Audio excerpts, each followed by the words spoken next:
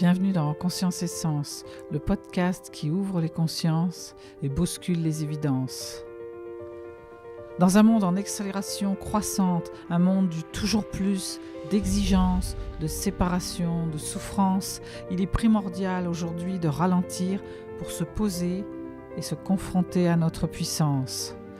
Une introspection au service d'une urgence à se réinventer pour des solutions innovantes, un nouveau regard sur le monde pour créer une autre réalité au service du plus grand nombre.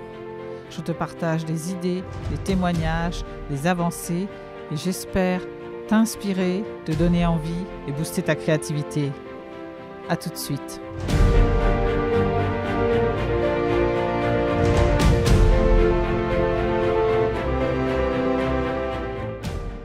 L'attention est la clé de la conscience.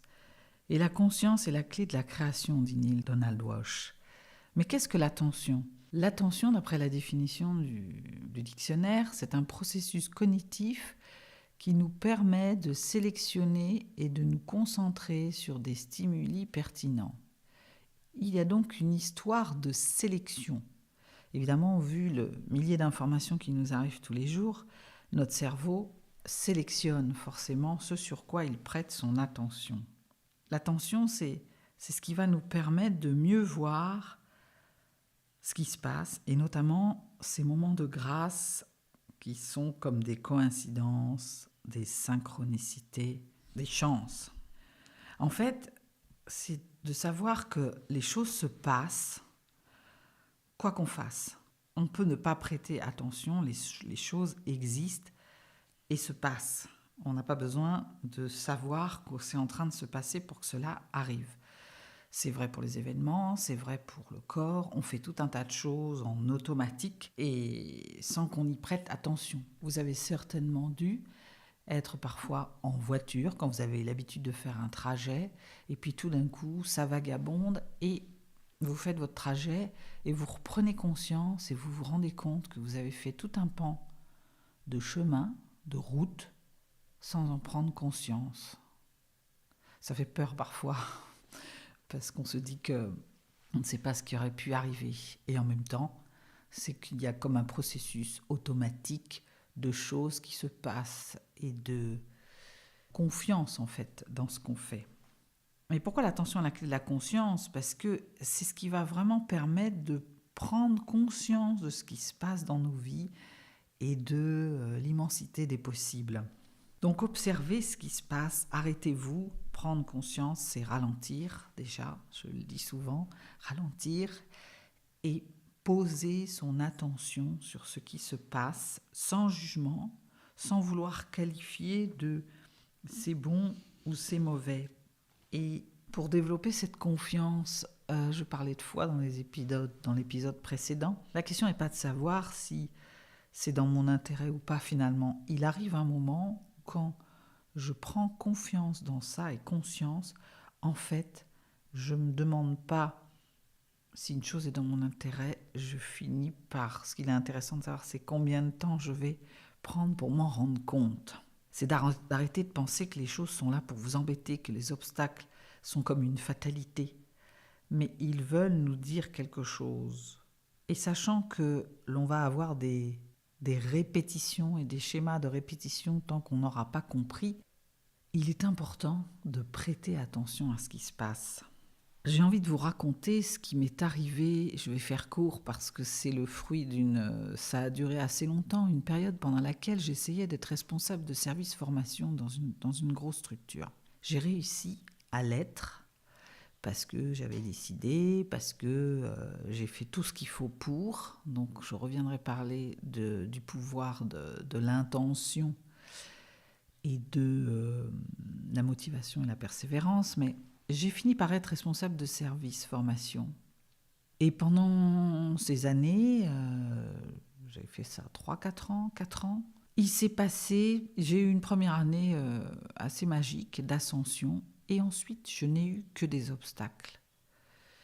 Des personnes qui voulaient aussi ce poste et qui ont tout fait pour mettre des bâtons dans les roues, des hiérarchies avec qui j'étais pas forcément alignée sur les mêmes valeurs, des collaborateurs plus ou moins faciles, des gens qui n'ont pas forcément cru en moi. Bref, il s'est passé tout un tas de choses. Qu'est-ce que je retire de ça ? Tout d'abord que ces choses sont venues me dire quelque chose. Tous ces obstacles sont venus essayer de me faire comprendre un truc que je ne comprenais pas et donc qui se sont répétés jusqu'à ce que je comprenne que ça n'était pas là que j'allais me déployer, qu'il fallait changer de poste, qu'il fallait partir même. C'était plus que ça. Aujourd'hui, je suis partie, je dis que je ne travaille pas chaque jour de ma vie, je fais ce que j'aime et j'ai une équipe et je manage et une équipe qui me reconnaît. Donc ça, c'est la première chose, c'est que viennent me dire ces obstacles qui se répètent tant que je n'ai pas compris. Et puis, il y a aussi, on parlait de sélection tout à l'heure sur l'attention, il y a comment vous regardez une chose, l'attention, sur quoi vous mettez le focus en fait, sur le négatif ou sur le positif. La conscience et pouvoir créer, être une clé de création d'Enil, créer sa réalité, c'est maintenir cette espèce d'équilibre entre le positif et le négatif, le mettre en tension. Neil parle d'un fil qui relie, qui se relie entre mon positif et mon négatif, que je tiens en tension jusqu'à ce que le négatif cède, pour que je vois et je prête attention au positif, c'est-à-dire à ce qui est en train de se passer et qui va être apprenant pour moi. La vie est un miroir et nous envoie des signes que nous pouvons voir, auxquels prêter attention ou non. On les voit ou on ne les voit pas. Être attentif pour prendre conscience de l'être. Et pour terminer, j'avais envie de vous lire un extrait toujours de Neale Donald Walsch, Quand Dieu s'en mêle, les miracles arrivent. Il revient sur un de ses livres, Conversation avec Dieu, et il dit ceci. Comme il est dans ma volonté que tu saches qui tu es et que tu en fasses l'expérience, je te permets d'attirer à toi tout événement ou expérience que tu choisis de créer pour y parvenir. D'autres joueurs dans ce jeu universel se joignent à toi de temps en temps, que ce soit pour une brève rencontre, comme participant périphérique, comme coéquipier temporaire ou comme partenaire à long terme, comme parent ou membre de ta famille, comme être cher ou comme partenaire amoureux. C'est toi qui attires ces âmes à toi. Tu es attiré vers elles, par elles. C'est une expérience mutuellement créative qui exprime les choix et les désirs de chacun d'entre vous. Personne ne vient à toi par accident. Il n'existe pas de coïncidence. Rien n'arrive aléatoirement. La vie n'est pas le fruit du hasard. Quant aux événements, c'est toi qui les attires à toi, comme les gens, conformément à tes objectifs. Une fois que nous avons compris cela, nous transformons notre vie. Ou du moins, il semble que nous la transformions. En réalité, nous ne faisons que la voir telle qu'elle est. Je sais que la vie se résout dans le processus même de la vie. Je sais que Dieu, la source, appelez-la comme vous voulez, est de mon côté. C'est cela qui me permet de conserver ma tension créative. La ligne qui relie mon moi positif et mon moi négatif reste tendue jusqu'à ce que mon moi négatif se fatigue tellement qu'il finisse par laisser tomber. À cet instant, tout ce qu'une moitié de moi considérait comme impossible se met naturellement en place. Et je terminerai ce passage en vous demandant, qu'avez-vous appris hier ?